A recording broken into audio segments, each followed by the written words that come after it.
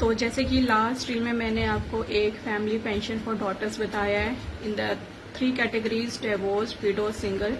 इसके ऊपर मैंने अपने यूट्यूब चैनल में पूरी डिटेल में एक व्लॉग बनाया है। बहुत सारे लोगों ने मेरे से क्वेरीज भी करी हैं जिनका मैंने time to time on the spot जवाब भी दिया है। और बहुत लोगों को कन्फ्यूजन हो रही थी कि कैसे अप्लाई कर सकते हैं और कब अप्लाई कर सकते हैं, और अगर हमारे नाम पे ये प्रॉपर्टी है तो क्या मेरी माँ अप्लाई कर सकती है, अगर मेरे माँ के नाम पे घर है तो क्या मेरी माँ अप्लाई कर सकती है। तो मैंने वो सारी क्वेरीज उनको लिख के जवाब दिया है। तो आप वो व्लॉग एक बार देख लीजिएगा मेरे चैनल पे जाके, वहाँ पे मैंने शायद 2 साल पहले वो व्लॉग डाला था। मेरा ये प्रोसेस 1 साल पहले हो जाता, but due to the officer बहुत हरामखोर था, उसने मेरी पूरी फाइल खो दी। सारे डॉक्यूमेंट्स, ओरिजिनल डॉक्यूमेंट्स उसने मेरे गायब कर दिए। मुझे फिर से डॉक्यूमेंट्स बनाने पड़े, तो मुझे 2 साल लग गए। उस पे भी वो मेरी फाइल नहीं चला रहे थे। फिर मैं गई headquarters of commissioner, headquarters of pension office. तो बहुत सारे सरकारी काम जो होते हैं ना, लोग करना ही नहीं चाह रहे होते हैं, करते ही नहीं है। वो चाहते ही नहीं है कि किसी को कोई बेनिफिट मिले लाइफ में। तो आपको पूरा अपना ईडी का जोर लगाना पड़ेगा। मैंने पूरे 2 साल लग के ये काम कर दिया। मुझे बहुत सारे लोगों ने मिसगाइड किया। आस पड़ोस में बस मेरे एक भैया जी थे ऊपर वाले, उन्होंने मेरे को बहुत हेल्प करी। हर प्रोसेस के लिए मैं उनसे हर बात करती थी। वो मुझे बहुत मॉरल सपोर्ट करते थे। कहते देख मोनिका, अगर तू ये नहीं करेगी तो ये तेको ऐसी तंग करेंगे, तू जाके ये कर, तू जाके वो कर। And he is very supportive, literally very supportive. उनको बहुत नॉलेज है, इज इनटू शेयर मार्केट, दुनियादारी की सारी खबर रहती है। अगर भैया जी मुझे इतना मॉरल सपोर्ट नहीं करते मेरी लाइफ में, तो शायद आज मैं इतने अच्छे प्रोसेस के लिए लायबल नहीं हो पाती। तो अब मैं चाहती हूँ कि अब जो भी कोई बेटी है जिनके फादर या मदर गवर्नमेंट सेक्टर में थे या हैं, अब नहीं रहे हैं, और अगर बेटी अच्छी जॉब कर रही है, 9,000 से ऊपर ज़्यादा कमा रही है, तो अभी आप अप्लाई ना करें, मगर आप अपनी एप्लीकेशन डाल दें फ्यूचर के लिए। क्योंकि सारा टाइम तो लाइफ एक जैसी नहीं रहती है। हम लोग यंग रहते हैं, फिर हम बूढ़े भी होते हैं, फिर हमें पेंशन भी चाहिए होती है, हमें पैसा भी चाहिए खाना पीना के लिए, रहने के लिए। तो अपनी लाइफ एक तरह से आप सिक्योर करके चलें। अगर आप अच्छी जॉब पे हैं तो आप अभी जॉब करें, उस जॉब से सेविंग्स करें, और ये प्रोसेस भी आप एक बार एप्लीकेशन डाल दें।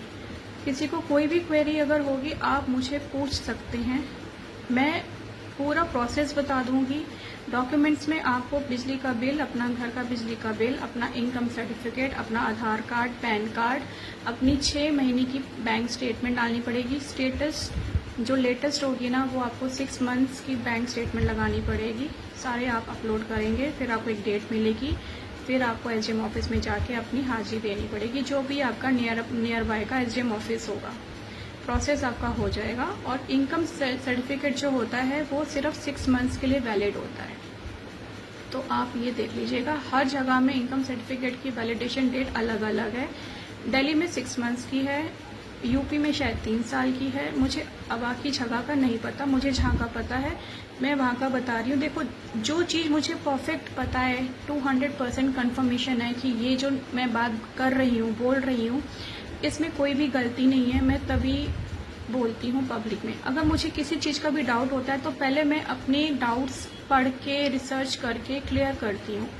मैं कुछ भी गलत इन्फॉर्मेशन नहीं देती हूँ, ना मैं देना चाहती हूँ, ना ही मैं गलत इन्फॉर्मेशन दे के खुद को बेवकूफ़ साबित करना चाहती हूँ। अगर मुझे कुछ नहीं पता होता है तो मैं बहुत रिसर्च करती हूँ, मैं बहुत पढ़ती हूँ, मैं लिटरली बहुत पढ़ती हूँ।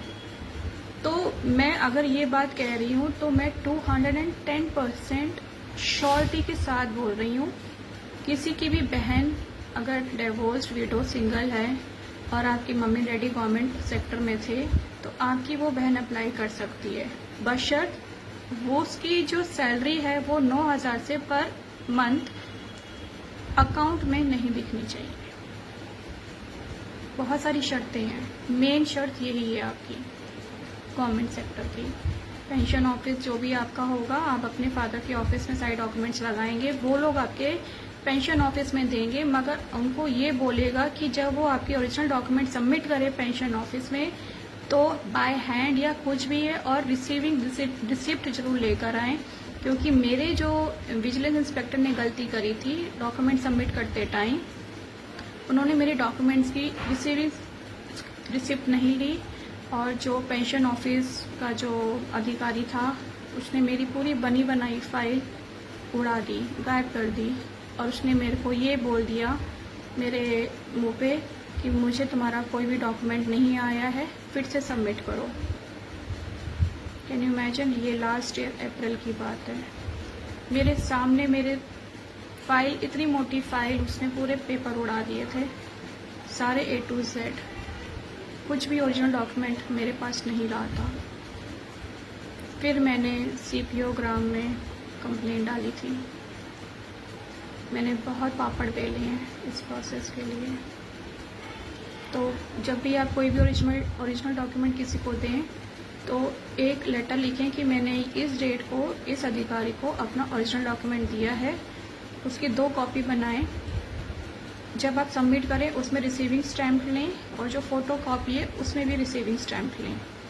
हर तरह से आप पुख्ता सबूत रखें अपने पास कि आपने ओरिजिनल डॉक्यूमेंट सबमिट किया है किसी अधिकारी को। आपको पता है सरकार कैसे काम करती है इंडिया में। We all know how culprit all this government sector people are. They are very culprit, they are bullshit.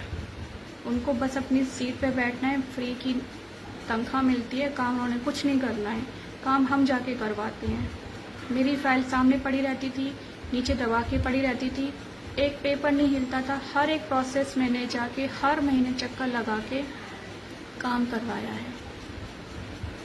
तो मैं यही बोल रही हूँ, जो भी बहन बेटी मेरी एज की, कोई भी एज की, 60 है, 70 है, 65 है, जो नहीं हेल्दी है, जॉब नहीं कर सकते, उसके फादर मदर गवर्नमेंट सेक्टर में थे, तो वो family pension for divorce daughter, single daughter, window daughter, not married daughter के तहत अप्लाई कर सकती हैं।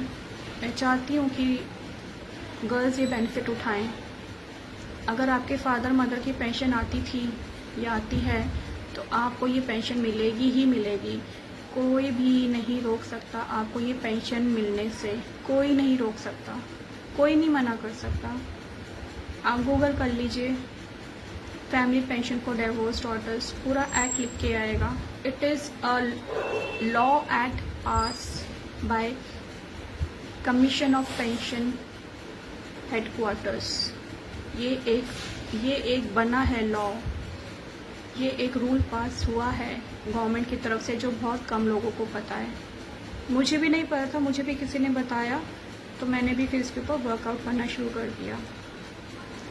फिर अब ये आपके ऊपर है, आपकी जब तक जॉब चल रही है आप जॉब कर लीजिए। आपकी एक बार पेंशन शुरू हो गई है, आप इसे स्टॉप करवा के कोई जॉब कर रहे हैं तो जॉब कर लीजिए। जब आपकी जॉब नहीं है, कुछ नहीं कर पा रहे हैं, आप अपने पेंशन के लिए फिर से अप्लाई कर सकते हैं। You are not working, you are working till the time you are working, don't apply for the pension, and then for the time period you are not working, then apply again, because you are not working for that time period, you are liable for that time period for family pension. But at the time period you are working, you are having a good inflow in your account, don't apply for that time period. That's it. It is very simple. Play with your mind. Play with your mind with all rules and regulations. Everything is possible, darling. Everything is possible. It is just you have to be very precautive. Go by the rules and guidelines of the government sector, and if anyone tries to barge you, tell them or come to me. I will help you out. I am here to help you out. Trust me. Without any legal fee, I will help you out in each and every process for this. I am a social helper also. मेरा ये जो जा रहे हैं blog, these are all for social helps. Okay? If you have any doubt on this video, family pension for daughters under 3 category, divorce, widow, single, let me know. Take care. Bye.